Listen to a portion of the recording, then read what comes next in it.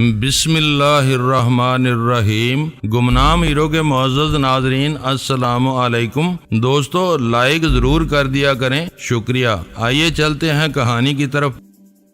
دوپہر کو اول خان تھکا ہارا آیا اور آتے ہی نڈال ہو کر صوفے پر گر گیا۔ آج چولیں ہل کر رہ گئیں۔ وہ تھکی ہوئی آواز میں بولا، آج سمجھ میں آیا کہ شاہ سے زیادہ شاہ کا وفادار کس کو کہتے ہیں۔ ہر زبان پر ایک ہی سوال ہے کہ لیری جیسے ہٹے کٹے اور جاندار مشٹنڈے کو اچانک دل کا دورہ کیسے پڑ گیا۔ وہ زمانے ہوا ہوئے جب ادھیڑ عمری اور موٹاپے کے سبب دل کے دورے پڑتے تھے۔ ویرا نے جھٹ جواب دیا، اب تو دان پان اور نوجوان عمر کے لوگوں کو دل کے دورے پڑتے ہیں۔ ہارٹ اٹیک کا کوئی وقت ہوتا ہے اور نہ معیار، کوئی بھی کسی وقت اس کی زاد میں آ سکتا ہے۔ یہاں سے امریکہ تک رابطے ہو رہے ہیں تاکہ یہ پتہ چلایا جا سکے کہ دورہ پڑنے سے پہلے وہ فون پر کس سے بات کر رہا تھا۔ احمقانہ بات ہے، میں نے ترشی سے کہا۔ وہ باہر کی کال ہوتی تو آپریٹر پہلے ہی بتا دیتی۔ لوکل کال کا سراغ ملنا ناممکن ہے۔ میری بات 100% درست تھی کیونکہ اس زمانے میں فون پر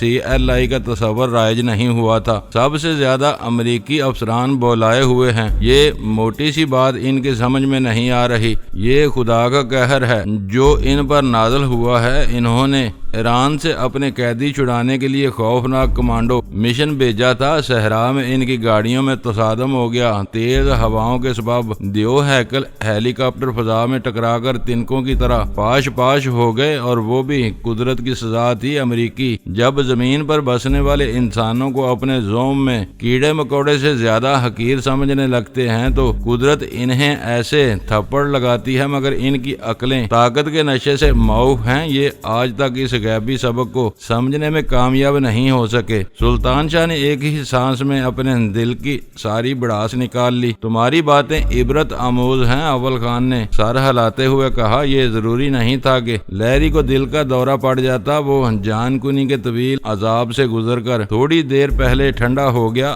ہماری ڈاکٹروں نے اسے دیکھتے ہی بتا دیا کہ اس کا بچنا محال ہے۔ میری دعا قبول ہو گئی، ویرا نے خوش ہو کر کہا۔ اب تم سب میرے شکار کے لیے باد دعا کرتے رہو۔ تمہارا شکار کون ہے؟ اول خان نے چونک کر پوچھا۔ خرافات پر دھیان نہ دو، میں نے وہ بات وہیں اڑا دی۔ جو نظر میں آ جائے وہی شکار ہو جاتا ہے۔ یہ بتاؤ کہ اب لیری کی لاش کہاں ہے؟ وہ حادثاتی دورے کا شکار ہوا ہے، اس کا پوسٹ مارٹم ضروری ہے، لیکن امریکی اہلکار زبردستی اس کی لاش اسپتال سے لے گئے۔ وہ بحرین کے امریکی اسپتال میں لیری کی لاش کا پوسٹ مارٹم کریں گے تاکہ اس کی موت کے صحیح اسباب کا تعین کیا جا سکے۔ اول خان نے بتایا۔ صحیح اسباب کیا ہوں گے؟ اسے زہر دیا گیا، نہ قتل کیا گیا۔ ویرا نے شانے اچکا کے کہا۔ وہ اسٹروک کا شکار ہوا ہے۔ امریکی بہت زیادہ خوفزدہ ہیں۔ ان کے لاشعور میں کہیں نہ کہیں یہ خوف جاگزی ہے کہ لیری کی موت میں ڈینی یا ماجد یمنی کا ہاتھ ہے۔ اول خان نے اپنے اس مشاہدے سے محظوظ ہوتے ہوئے تمسخرانہ انداز میں بتایا۔ ان کا یہ خوف بے بنیاد نہیں ہے، سلطان شاہ نے کہا۔ یہ قدرت کا دست انتقام تھا جس نے لیری کی گردن دبوچی، لیکن اس کی اصل بنیاد ڈینی کے فون نے ڈالی۔ یہ فون نہ کرتا تو شاید لیری اس وقت بھی زندہ ہوتا۔ اس کی مختصر سی کہانی ختم ہو گئی۔ میں نے گفتگو میں دخل اندازی کی۔ وہ آیا، ہم سے ملا اور مر گیا۔ اب بم دھماکے کے بارے میں کچھ بتاؤ۔ ٹائم بم واٹر پمپ کے ساتھ کل رات سے موجود تھا۔ اول خان نے ایک گہرا سانس لے کر بتایا۔ اس وقت تک ہم اپنے ٹھکانوں پر تھے۔ ہم نے چندن گرنانی کے فلیٹ کا رخ نہیں کیا تھا، اس وجہ سے ان دونوں واقعات کو ایک دوسرے سے نہیں جوڑا جا سکتا۔ یہ کیسے پتا چلا کہ ٹائم بم وہاں گزشتہ رات سے نصب تھا؟ میں نے پوچھا۔ اس کے لیے فلیٹوں کی زندگی کے بارے میں جاننا ضروری ہے۔ پمپ کی دیکھ بھال اور زیر زمین ٹینک سے پانی اوپر چڑھانے کی ذمہ داری کسی ایک مکین کی ہوتی ہے۔ اس شخص نے بتایا کہ پچھلی شام پمپ کی مرمت کا کچھ کام ہوا تھا۔ اس نے رات کو پمپ چلایا تو وہاں لکڑی کا ایک گندا ڈبہ رکھا ہوا تھا۔ وہ سمجھا کہ مستری کچھ بھول گیا ہے، اس نے ڈبے کو نہیں چھیڑا۔ وہ دیکھنے میں بے وقت نظر آ رہا تھا۔ بم ڈسپوزیبل والوں کو ٹائمنگ ڈیوائس کے ٹکڑے اسی چوبی ڈبے کے باقیات سے ملے ہیں۔ کسی نے پچھلی رات کو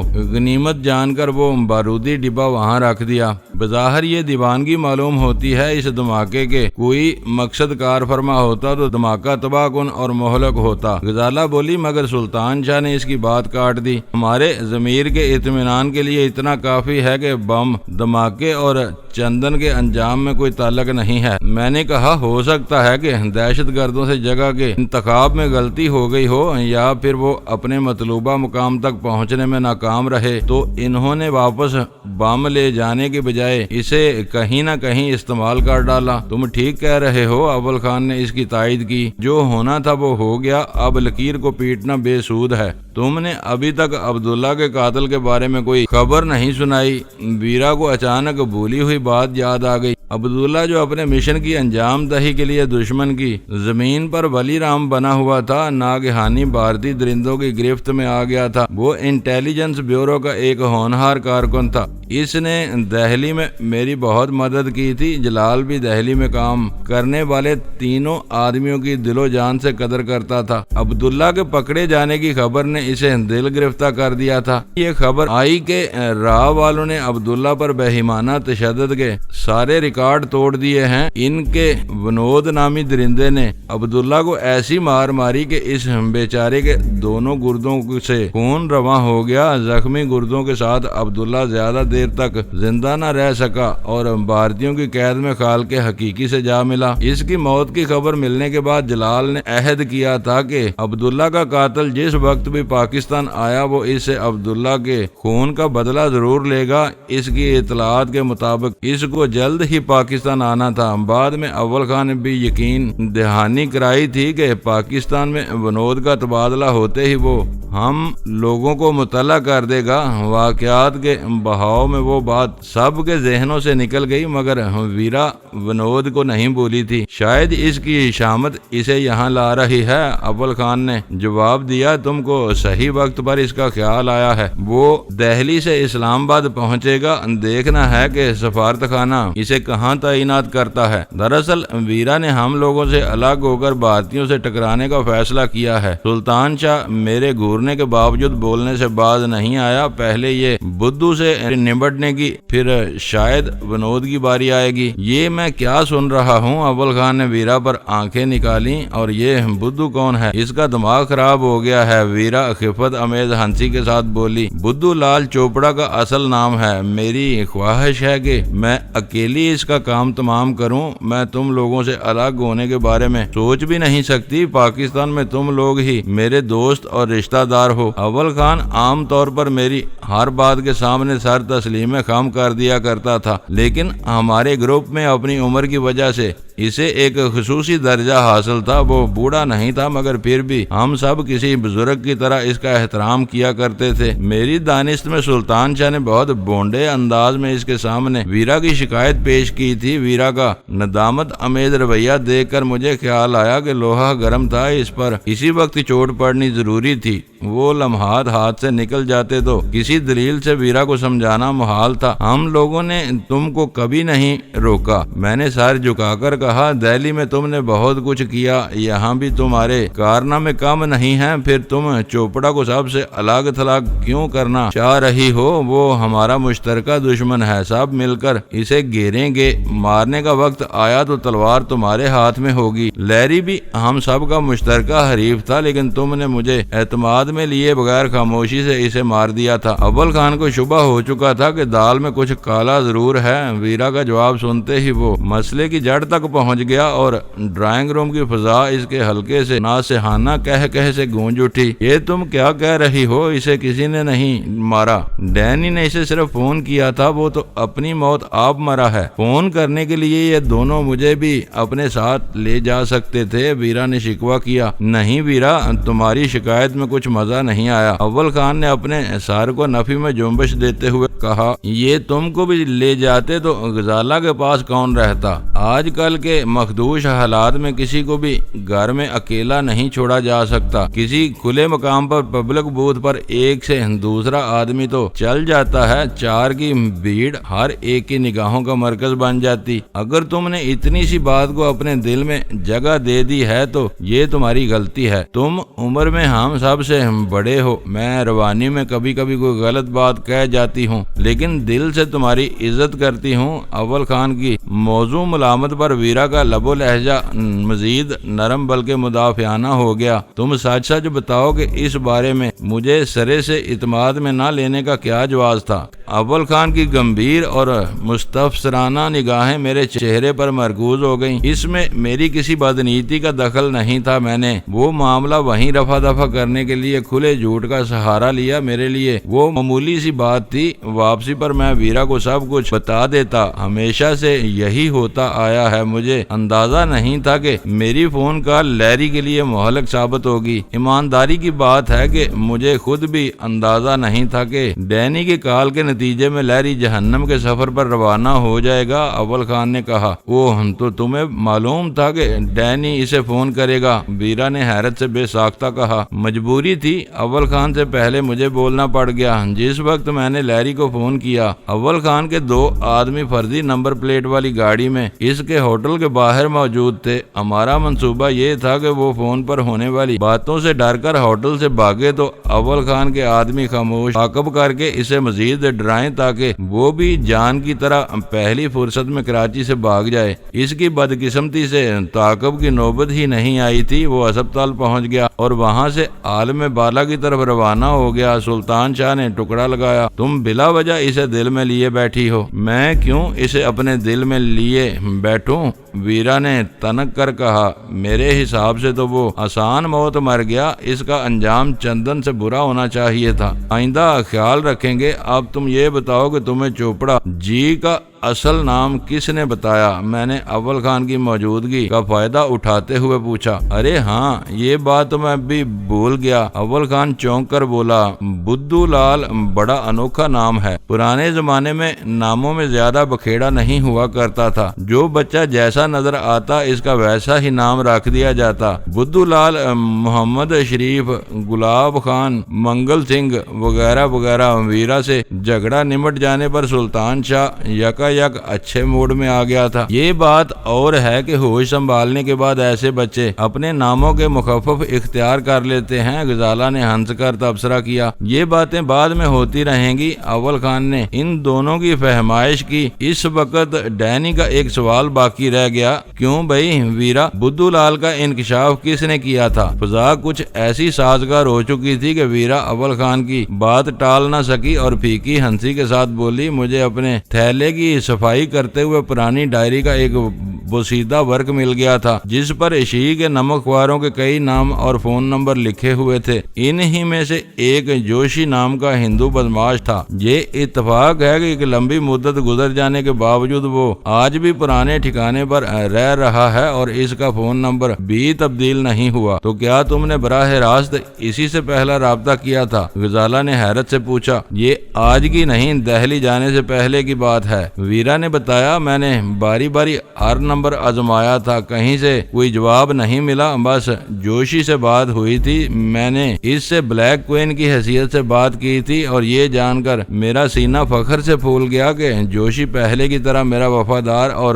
خادم تھا۔ میں نے اس کے مالی حالات خریدے تو اس نے اپنے بھگوان کا شکر ادا کیا کہ شی کے برے دنوں کا آغاز ہونے سے پہلے اس نے ہیروئن کی آمدنی سے اولڈ کراچی میں ایک پرانی جائیداد خرید لی تھی جس کا کرایہ اس کی گزر اوقات کے لیے بہت کافی تھا۔ اسے میری مدد کی کوئی ضرورت نہیں تھی، وہ میرے ہر کام کے لیے دل و جان سے تیار تھا۔ ویرا کی زبان سے جوشی کی کہانی سن کر ہم سب حیران رہ گئے۔ جرائم کی زیر زمین دنیا میں ایسا شاذ و نادر ہی ہوتا ہے کہ کسی نامی گرامی بدماش پر برا وقت آ جانے کے باوجود اس کا کوئی پرانا ساتھی اس سے وفاداری کا دام برتا رہے۔ وقت بدلنے کے بعد ہر بدماش اپنے بڑوں سے آنکھیں پھیر لیتا ہے، موقع ملے تو اپنے سابق باس کے مد مقابل آنے سے بھی نہیں چوکتا۔ اس کی بے مثال وفاداری میرے لیے سبق آموز ہے۔ اول خان پر اس کہانی نے گہرا اثر ڈالا تھا۔ اس نے تمہیں چوپڑا کے بارے میں کیا بتایا؟ ڈینی کے چلے جانے کے بعد غزالہ کچن میں مصروف ہو گئی تو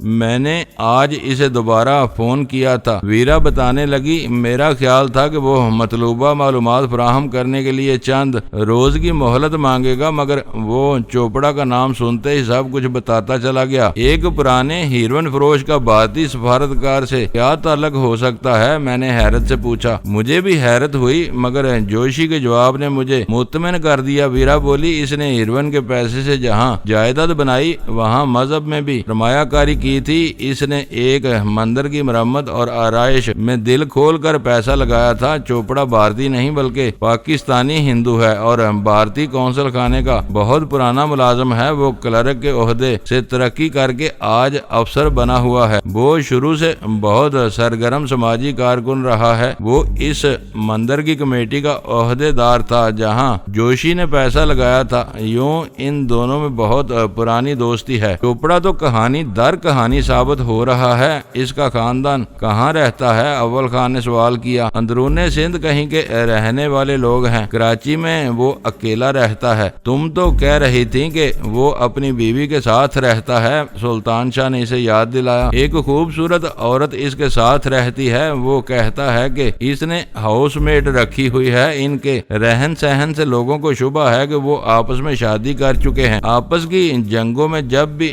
سفارت خانہ بند ہوا ہے چوپڑا کبھی بھارت نہیں گیا، کراچی میں اپنے سوشل ورک میں لگا رہا یا اس عورت کی ناز برداریاں کرتا رہا۔ سب کچھ ایک دوسرے میں گڈ مڈ تھا۔ یہ چلن ہر مذہب میں عام ہے کہ لوگ رشوت چوری اور بلیک میں کمائی ہوئی رقم سے اپنے خدا کو خوش کرنے کے لیے عبادت گاہوں میں سرمایہ کاری کرتے ہیں۔ ویرا کے پرانے نمک خوار نے ہیروئن کی کمائی سے مندر کو سجا اور سنوار کر اپنی عاقبت سدھارنے کی کوشش کی تھی اور اسی کے صلے میں اسے بدھو لال چوپڑا جی سے خاص قربت حاصل ہوا تھا جو برسوں بعد ہمارے کام آنے والا تھا۔ مجھے یہ اعتراف کرنے میں کوئی عار نہیں کہ اس ملک کے بیشتر پڑھے لکھے نوجوانوں کی طرح ابتدا میں میرا مستقبل بھی تاریک تھا۔ خانہ بدوشی، بھوک اور بے روزگاری کے ہولناک طوفان میں کہیں روشنی کی کوئی کرن نظر نہیں آتی تھی اور پھر میں یک شی کے بڑوں کی نگاہوں میں آ گیا اور یوں ہیروئن کی سوداگری کے طفیل میری خوشحالی کا سورج تیزی کے ساتھ طلوع ہوتا چلا گیا۔ اگر اس مرحلے پر مجھے شی کے روزگار کا سہارا نہ ملا ہوتا تو کچھ نہیں کہا جا سکتا تھا کہ میں کہاں اور کیا ہوتا۔ یہ سراسر بد قسمتی کی بات تھی کہ علم و ہنر کا کوئی پرسانے حال نہیں تھا۔ ہاں، عیب کے بہت سے خریدار بری جیبوں کے ساتھ بازار میں گھوم رہے تھے۔ میرے کانوں میں کافی دنوں بعد ہیروئن کے الفاظ گونجے تھے۔ آخری مرحلہ اس وقت پیش آیا تھا جب میں نے NGO کی آڑ میں ہیروئن کی تجارت کرنے والے ایک موٹی اسامی کو پکڑوایا تھا اور وہ شخص اتفاق سے جہانگیر کا سسرالی بزرگ ثابت ہوا تھا۔ ڈینی، جہانگیر، داؤد اور نادر وہ شی کے عروج کے دنوں کے بڑے نام تھے جن کے ڈنکے ہر خفیہ بازار میں بجتے تھے۔ میں ان تینوں کا خفیہ مقامی سربراہ تھا اور مجھے اپنے اہم کارندوں کے بارے میں پوری خبریں دستیاب ہوتی تھیں۔ اس وقت میں نے ویرا سے گفتگو کے دوران میں اپنے ذہن پر بہت زور ڈالا لیکن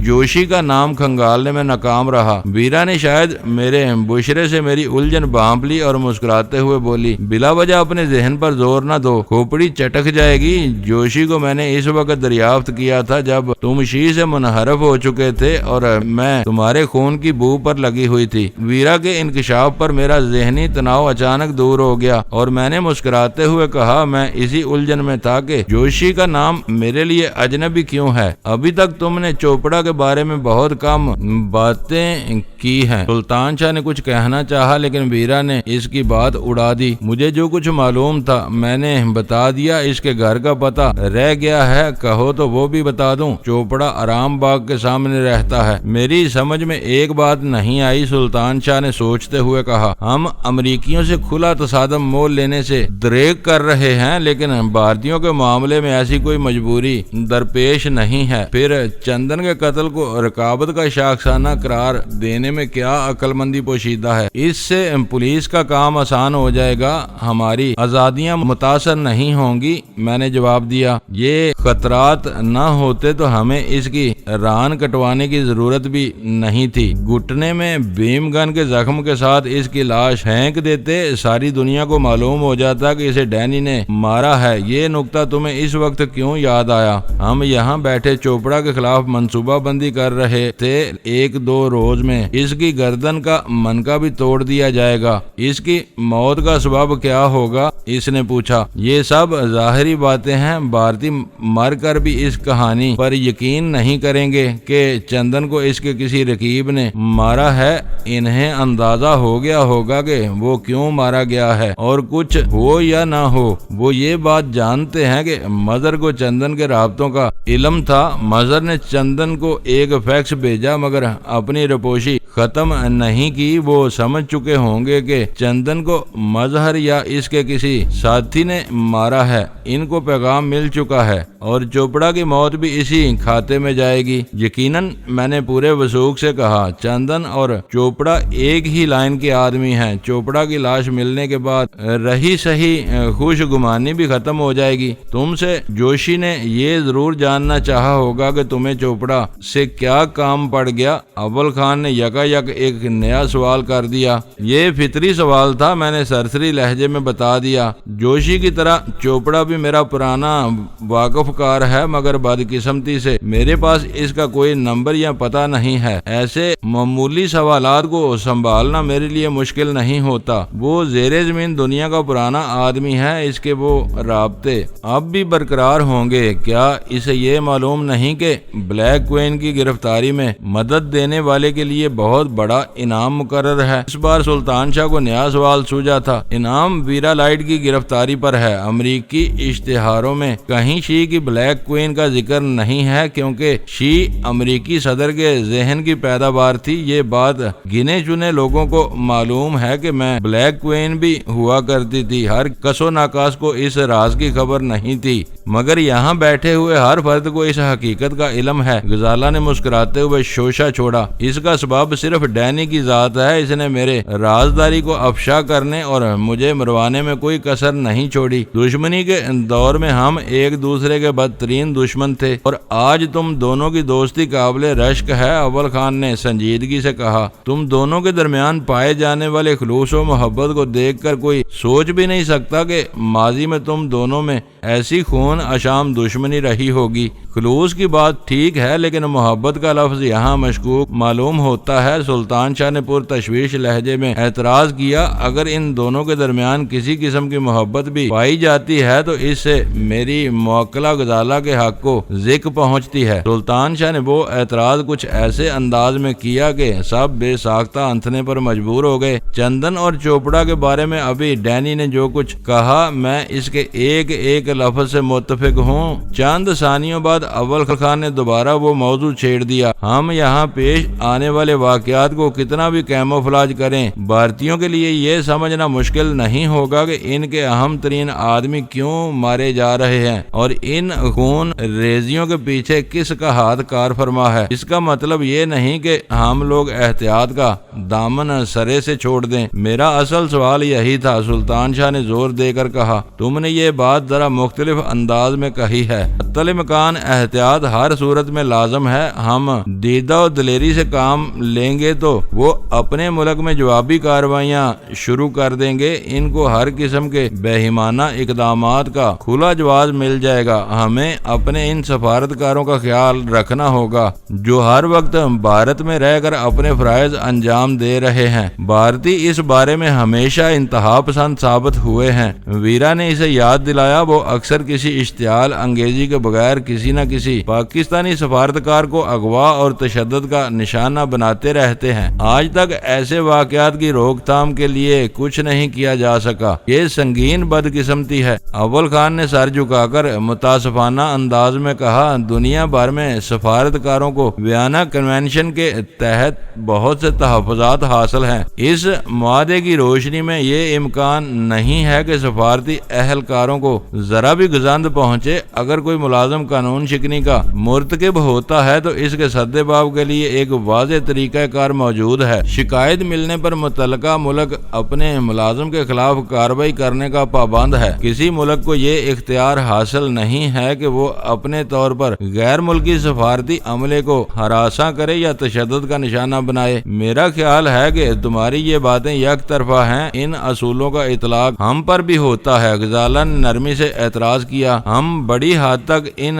قوانین کا احترام کرتے ہیں۔ اول خان نے محتاط لہجے میں جواب دیا۔ پھر چندن کو کیوں مار دیا گیا؟ غزالہ نے سوال کیا۔ ہمیں اس کی مذموم حرکتوں پر سخت احتجاج کرنا چاہیے تھا۔ اول خان غزالہ کے اٹھائے ہوئے اس مضبوط نقطے پر بوکھلا گیا، مگر میں نے سختی سے کہا تم بلا وجہ بال کی کھال نکال رہی ہو، اس کا جرم ثابت تھا، مگر ہمارے پاس اس کے خلاف بہت زیادہ ثبوت نہیں تھے۔ چندن کے گھر میں سنی کمار نے فون کی مسروقہ لائن کی موجودگی کو پاکستانیوں کی سازش قرار دے دیا جاتا، کیونکہ ٹیلی فون کی لائنیں ڈالنے کا کام بہرحال پاکستانی ادارے اور عملہ سار انجام دیتا ہے۔ اس کے کرتوت ہمارے سامنے تھے اور وہ پاکستانی تھا۔ اس سے پہلے بھارتی قومیت رکھنے والے سفارتی ملازم بھی ہماری توجہ کا نشانہ بنے ہیں، ویرا نے اعترافی انداز میں کہا۔ بھارتیوں پر اعتراض کرتے ہوئے ہمیں اپنے دامن پر نظر ڈال لینی چاہیے۔ سب سے پہلی اور بنیادی بات یہ ہے کہ ہم نے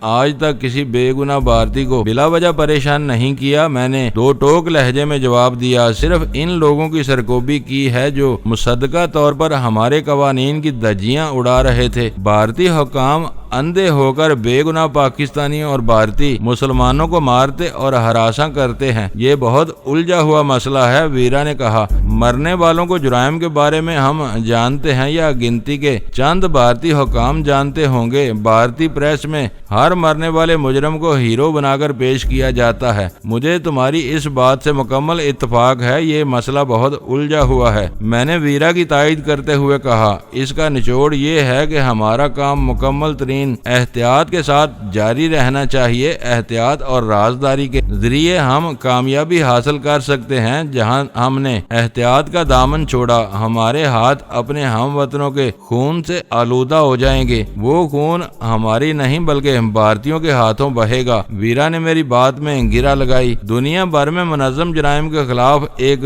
طوفان برپا ہے۔ شور مچایا جاتا ہے کہ بڑے بڑے گروہ بند اپنی طاقت اور سازشوں کے بل پر دنیا بھر میں ہر روز اربوں ڈالر لوٹ لیتے ہیں۔ اس خطیر رقم میں جہاں چوری ڈکیٹی لوٹ مار فراڈ اور تاوان کی بڑی رقمیں شامل ہوتی ہیں، وہاں سب سے بڑا حصہ منشیات کی غیر قانونی تجارت کا ہوتا ہے۔ یہ رقم ہر روز دنیا بھر کے باسیوں کے قانونی حسابات سے منہا ہو کر زیر زمین دنیا میں گردش میں آ جاتی ہے، جہاں ان رقوم کا بڑا حصہ شاب و شباب اور جوئے کی پرشکوہ محفلوں پر خرچ ہوتا ہے یا پھر اپنی طاقت میں مہیب اضافے کے لیے جدید ترین ہتھیاروں اور مواصلاتی آلات کی خفیہ خریداریوں پر صرف ہوتا ہے۔ وہ جرائم عالمی ذرائع ابلاغ کی نظروں میں ہیں، ان کے بارے میں روزانہ اخبارات میں خبریں آتی رہتی ہیں، لیکن جرائم کے سب سے بڑے عالمی نیٹ ورک کے بارے میں شاذ و نادر ہی کوئی خبر منظر عام پر آتی ہے۔ وہ سفارتی جرائم کا شعبہ ہے جو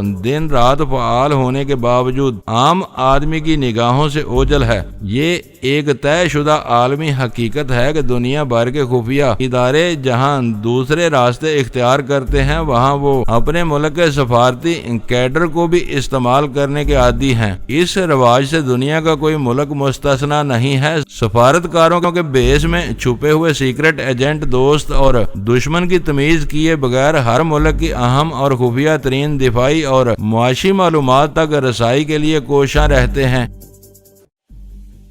دوستو ویڈیو کو لائک ضرور کر دیا کریں۔ ISI پاک آرمی زندہ باد، پاکستان پائندہ باد۔ معزز ناظرین، اپنا خیال رکھیے گا اور اپنے اس چینل کا بھی شکریہ۔